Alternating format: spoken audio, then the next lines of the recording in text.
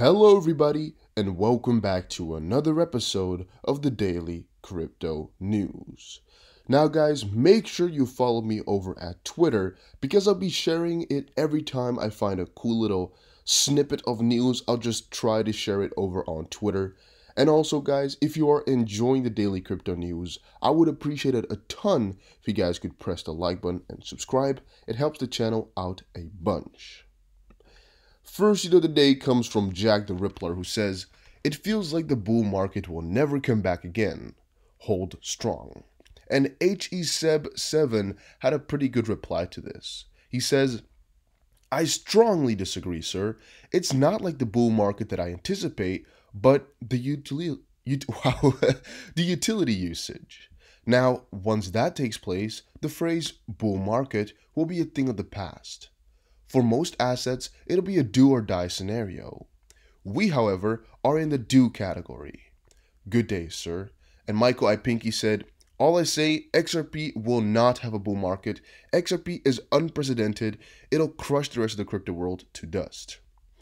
So my personal stance on all of this is it may feel like we're very, very far away from another bull run, or it may feel like you've already been waiting for ages or an eternity. But the thing is, between bull markets, there's often quite a little bit of time. And once it happens, there's not some big buildup before it most of the time. It's just a sudden snap. And then there's just no going back. And that's always why I keep telling people to not have FOMO once it does occur. And also not have regrets of your current position. If you look a little bit backwards, there were a ton of people over in like 2000 and whatever, 8 to 2011, for example. They were like, I don't think Bitcoin will ever get to that high of a price. I don't think it's worth my money. And they didn't decide to invest. Well, later on, they of course regretted it immensely.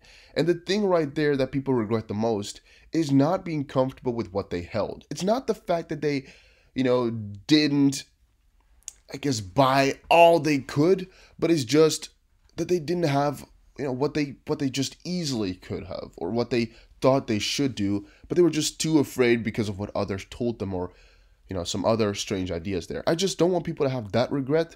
I just want people to have regrets of general money constraints. You're like, all right, you can't invest more without it being a stupid idea, or you can't invest more in this one asset because you want to hold multiple. Those are things I like to hear, but just make sure you always stay investing. And if it's not XRP, that's completely fine. But make sure you put that money to good use, That's something I want to keep telling people about. All right. Then we got a tweet from XRP Yo-Yo who says, "Bullish, bullish, bullish, bullish." And it's actually a picture with the Director of Monetary Markets, IMF, the Chairman, Saudi Arabian Monetary Authority, Christine Lagarde sitting right there, the Chief Executive, Hong Kong Monetary Authority right there, and then Brad Garlinghouse right there.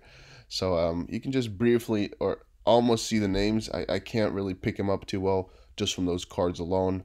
But it says also here, U.S. Department of the Treasury, financial system that creates economic opportunities, non-bank financials, fintech and innovation, report to President Donald J. Trump. Ripple is in there, which is one of the participants in the executive order engagement process. Our conversations on barefoot innovation always grapple with the regulatory challenges arising as technology transforms finance. Most of our guests have good ideas about this, but very few are in position to really make things happen. Today's guest is very, very different." And another picture shared is just, the connections that are out there, the groups that they're going to talk with every time, and the amount of people that are kind of in this little circle. They're just so influential, and I think we all know that Ripple is going to be a part of a ton of things.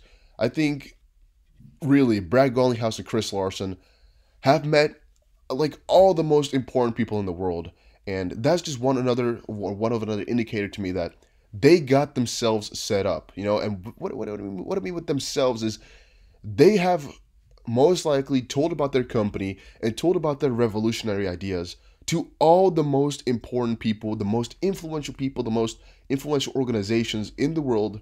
And I think the chance is relatively high, maybe like a 98% chance that those guys love the idea of what Ripple is doing.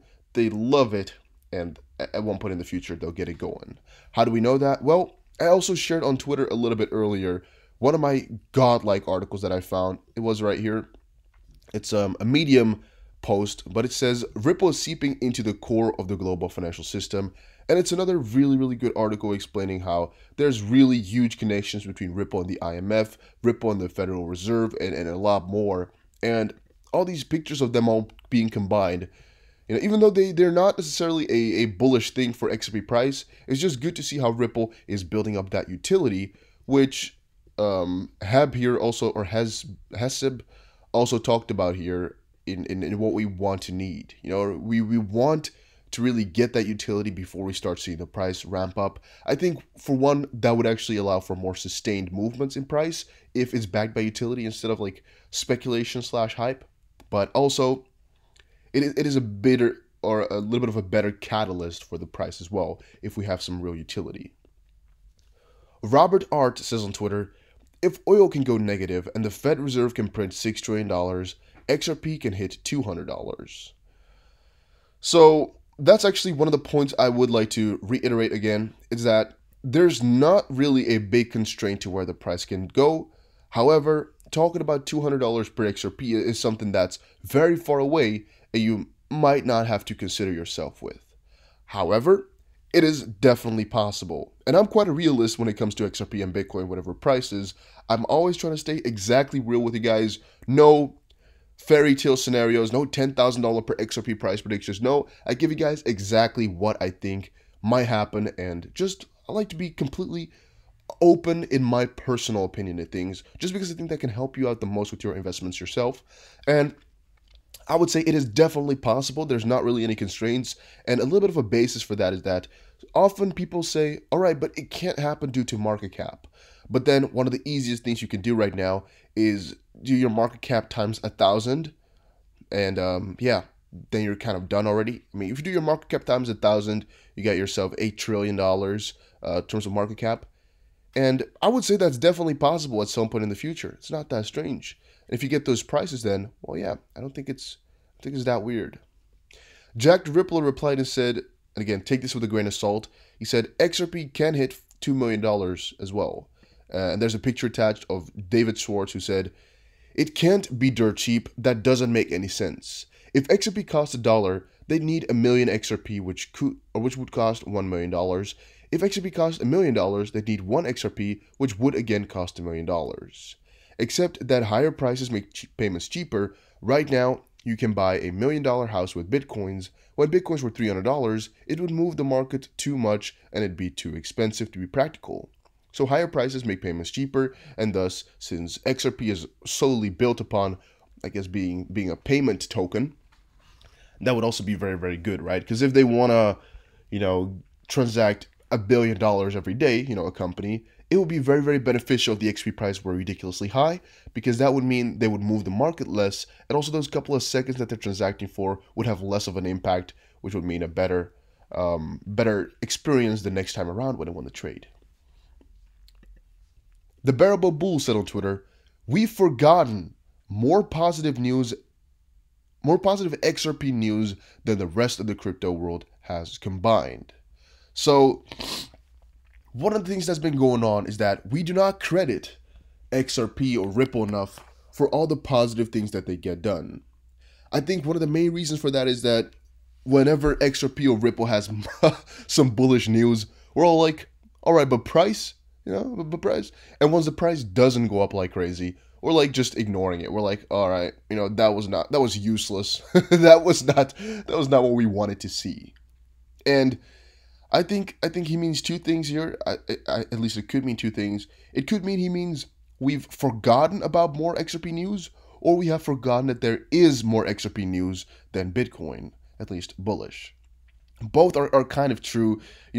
Ripple has had some real legitimate partnerships going on for XRP. Ripple has some real huge authorities to, I guess, kind of agree to this currency. and to their project and whatnot.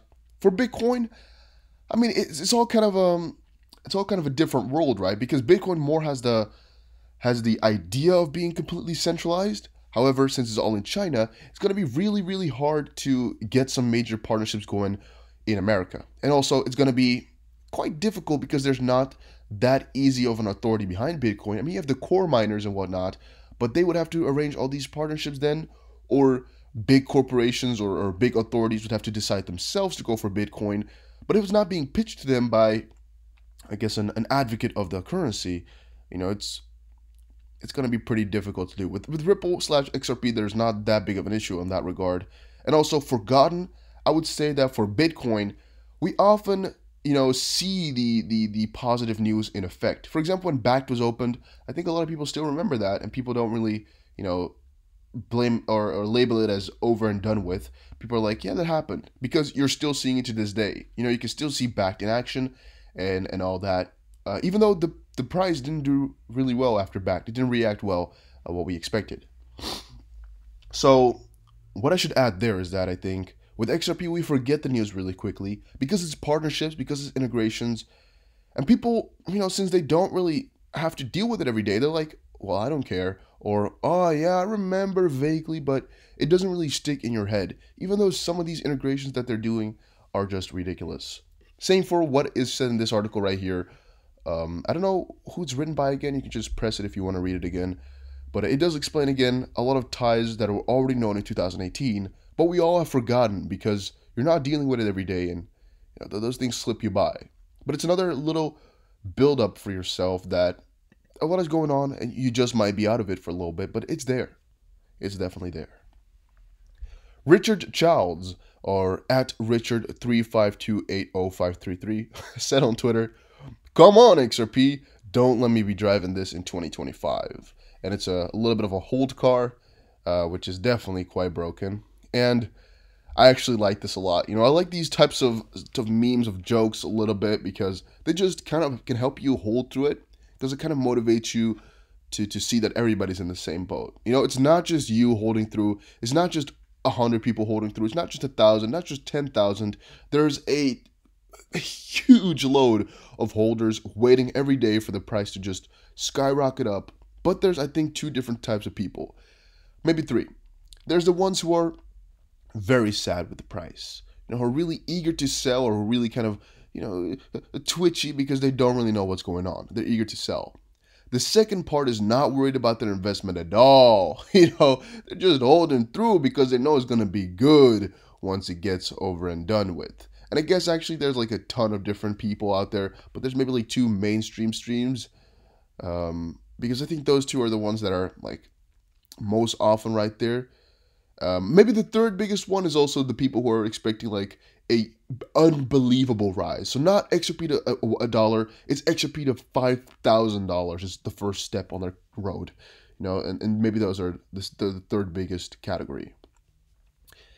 XRP Euphoria has said, it's not enough for XRP haters to express their doubts about the asset.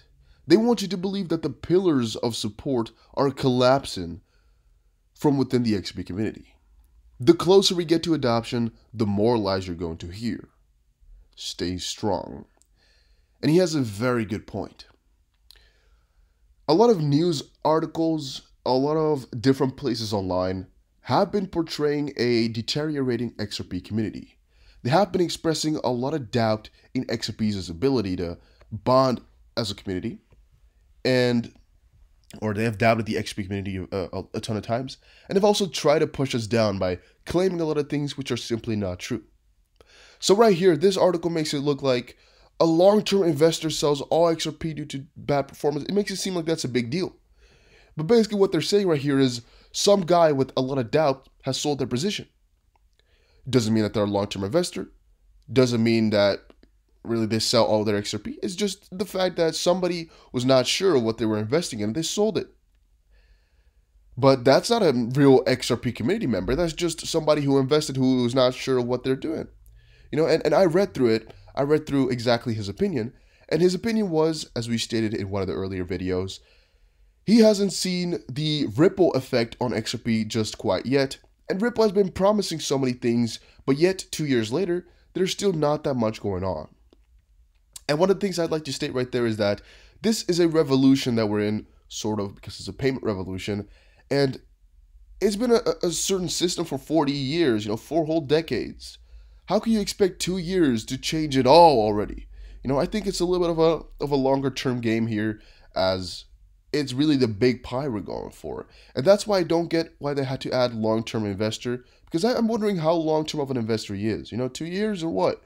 If he's been holding for a real couple of years already, he'd know that it's a cycle in the market. And it's not like you should be selling now regardless, because the prices are quite low. If you're selling right now, it means you're really, really unsure of crypto in general. And I would just not state that that's I would personally not say that's a very, very, very smart idea to sell so low. But, it's not financial advice and everybody has their own opinion. I just personally think that you could better at least wait for, a better Bitcoin price and then possibly sell all your crypto or sell all your XRP. And why I'm saying Bitcoin price is because, yes, XRP is still correlated to Bitcoin, which will stay the way for a very long time, I believe. Maybe when another run happens, it could be, or maybe when the utility is just ramped up like crazy, or maybe when they have all their corridors out there and XRP can really rely on its own.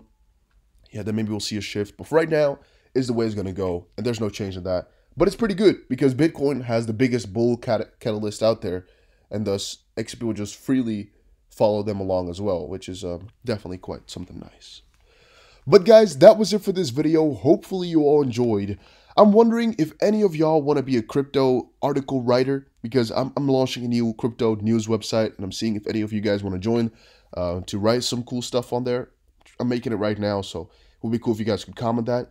Also, make sure you check out my second channel called Dusty Finance, and make sure you follow this channel for more daily crypto news. Take care, everybody, and have a very, very nice day.